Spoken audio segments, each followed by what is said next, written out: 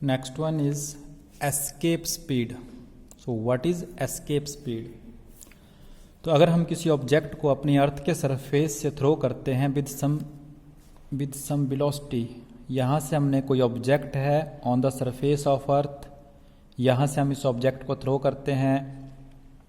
Object जो है आपका कुछ हाइट तक राइज करेगा, at the highest point momentarily rest में आ जाता है and then again fall back, वापिस अर्थ पे गिर जाएगा।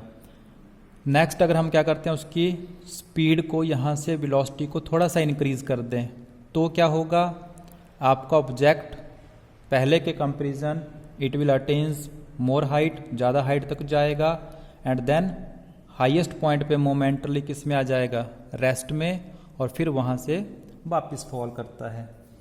इन दिस वे अगर हम हमारी उस ऑब्जेक्ट की स्पीड या वेलोसिटी को इंक्रीज करते जा रहे हैं, वो और ज़्यादा हाइट तक जाएगा और वापस आ जाएगा। क्यों वापस आ रहा था? Due to gravitational force of the earth. हमारी अर्थ की ग्रेविटेशनल फोर्स कहाँ तक है? इनफाइनाइट डिस्टेंस तक, अप टू इन्फिनिटी है, अर्थ के सरफेस से बहुत दूर तक है। तो फाइनली क्या हुआ, जैसे जैसे आप वेलोसिटी बढ़ा रहे थे उसका अर्थ से डिस्टेंस बढ़ता जा रहा था और फिर वहाँ से वापस आ जाता था। इस तरीके से एक वेलोसिटी की वैल्यू हमें ऐसी मिली, उस वेलोसिटी के साथ यहाँ से सरफेस के ऊपर से थ्रो करने के बाद ऑब्जेक्ट आपका जस्ट यहाँ पहुँच गया। ये वेलोसिटी सफिशिएंट थी आपके ऑब्जेक्ट को यहाँ पहुँचाने के लिए। यहाँ मीन्स अर्थ की ग्रेविटेशनल फील्ड से जस्ट बाहर, अर्थ की ग्रेविटेशनल फील्ड से जस्ट बाहर पहुँच गया।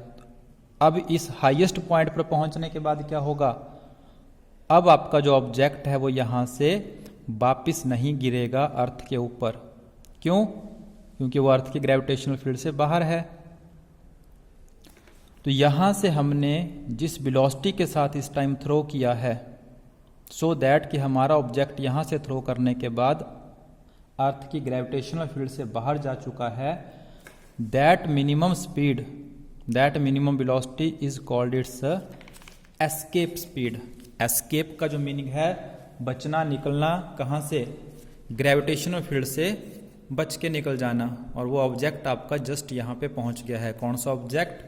जो पहले अर्थ के सरफेस पे था। तो कैसे डिफाइन कर देते हैं? Escape speed on the earth और एनी अदर प्लैनेट, किसी भी प्लैनेट पे बात कर सकते हैं, सब पे डिफरेंट होगी।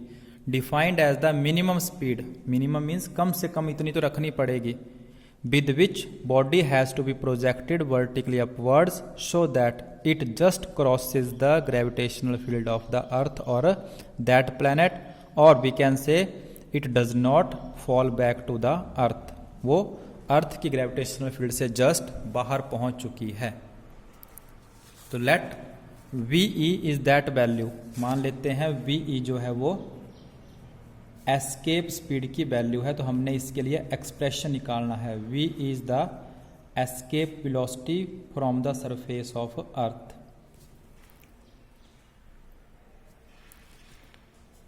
तो फर्स्ट ऑफ ऑल, जब आपकी body on the, let M is the mass of the body, M जो है उस बॉडी का मास है। तो जब आपकी बॉडी अर्थ के सरफेस पे है, on the surface of earth,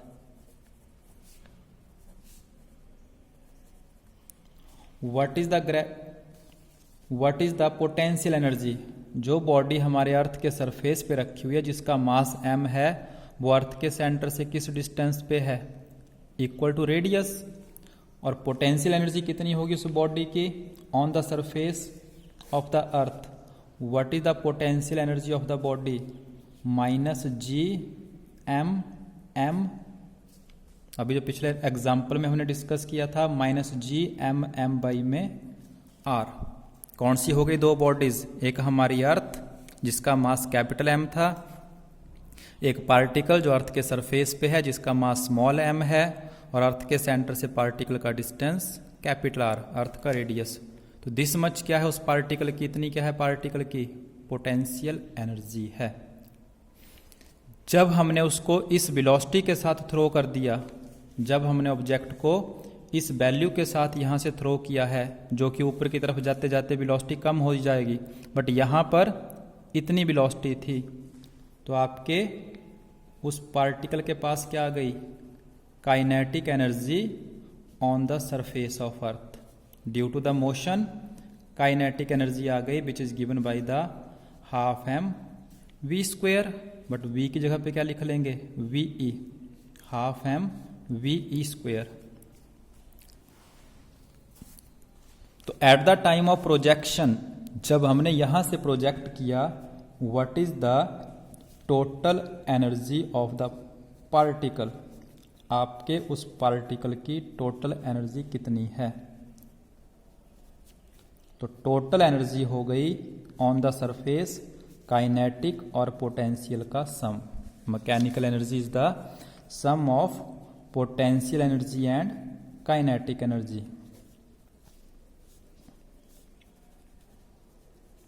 this one, इतनी है उसकी total energy. But at the infinity, जब आपका ऑब्जेक्ट इन्फिनिटी पे चला जाता है, पोटेंशियल एनर्जी भी इन्फिनिटी पे कितनी होती है, 0 होती है, और यहाँ पे आके आपका पार्टिकल रुक जाएगा। जस्ट सफिशिएंट कहा था, तो जस्ट यहाँ पे पहुँचेगा और रेस्ट में आ जाना मीन्स उसकी वेलोसिटी 0 हो गई, मीन्स उसकी काइनेटिक एनर्जी क्या हो जाएगी यहाँ पर, 0। तो दोनों का सम, काइनेटिक प्लस पोटेंशियल का सम एट इन्फिनिटी कितना रहेगा, 0 रहेगा, क्योंकि पोटेंशियल भी 0 पे होती है। आर 0 इन्फिनिटी हो जाएगा तो पोटेंशियल 0 हो जाएगी, पार्टिकल जस्ट यहाँ पे पहुँच के रुक जाएगा, तो स्पीड 0 हो गई, तो काइनेटिक एनर्जी भी 0 हो जाएगी, और दोनों का सम इन्फिनिटी पे 0। और एनर्जी कंजर्वेशन क्या कहता है, total energy of the particle remain conserve. Total means kinetic plus potential का sum on the surface, kinetic plus potential का सम एट एनी पॉइंट, चाहे आप दोनों का सम यहाँ करिए, चाहे दोनों का सम यहाँ करिए, चाहे यहाँ करिए, चाहे यहाँ करिए, हर जगह पे आंसर क्या होगा, सेम होगा, वैल्यू सेम होगी। तो total kinetic plus potential energy on the surface is equal to total energy at the infinity, जो कि कितनी है, 0, और ऑन द सरफेस कितनी है, दिस वन। तो लिख लेते हैं minus G M M upon R plus half M we E का स्क्वायर इक्वल टू 0। रीअरेंज करना, इस टर्म को यहाँ शिफ्ट कर, तो इसको इस शिफ्ट कर लोगे, m से स्मॉल m कट जाएगा, हाफ वी ई का square equal to this much. So V E के लिए आपका रिजल्ट ये बनेगा। एस्केप स्पीड के लिए रिजल्ट आपका ये रह जाएगा, इनको इक्वेट करने के बाद। नेक्स्ट वन, हमने एक रिजल्ट यूज कर लिया, we know that small g equal to G M upon R square. So what is g into M, cross multiply कर लीजिए, G into M equal to G R square. ये भी formula है, जी into M की जगह पे क्या रख लिया, small g into R square. तो small g into R square, R से R cancel, under root 2gr। So this is the formula for the escape speed from the surface of any planet. किसी भी planet के surface से object को किस velocity के साथ थ्रो किया जाए कि उसकी ग्रेविटेशनल फील्ड से बाहर चला जाए, तो ये फॉर्मूला यूज कर सकते हैं। तो यहाँ पे हम अर्थ के लिए जब कैलकुलेट करने जाएंगे तो जी की वैल्यू 9.8 और अर्थ का रेडियस 6.4 10⁶ पुट करते हैं। सो ये थे हमारा फॉर्मूला एस्केप स्पीड के लिए। जब इसमें हमने ये पुट किया है यहाँ पर, तो फॉर्मूला ये रह गया। इस फॉर्मूले में जब हम अर्थ के लिए कैलकुलेट करने गए तो जी की वैल्यू 9.8, आर की वैल्यू, अर्थ का रेडियस ये पुट किया गया इस फॉर्मूले में। जब इसको सिंप्लीफाई किया, answer comes out to be 11.2 into 10⁻³ metre पर second. This one can be written as kilometre. तो 11.2 किलोमीटर इन 1 सेकेंड, इस स्पीड के साथ अगर हम यहाँ से किसी ऑब्जेक्ट को थ्रो करेंगे तो वो हमारी अर्थ की ग्रेविटेशनल फील्ड से बाहर चला जाएगा।